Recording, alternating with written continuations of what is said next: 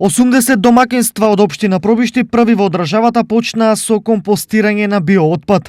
Од вчера во функција се ставени двете компостерки во населбата Калниште и во центарот на градот. Сите семејства добија канти со чипови, каде што нашето возило, кое што е опремено со GPS системи и со вага за мерење на тој отпад, ќе се собира и ќе се носи во тие компостерки, каде што како нус производ ќе излегува компостот или така наречениот хумус, кој комуналното претпријатие подоцна ќе го користи за одржувањето на парковите и зелените површини во градот.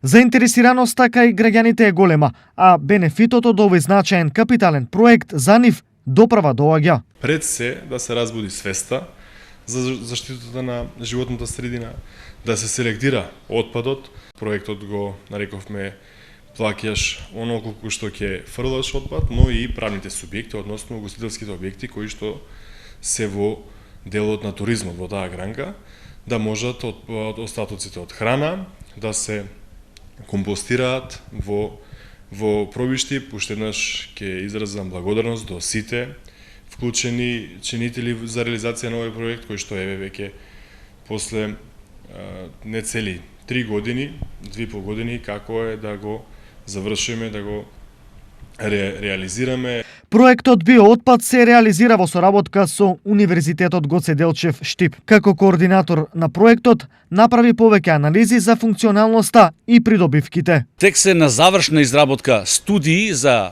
ефектот на проектот врз економска, врз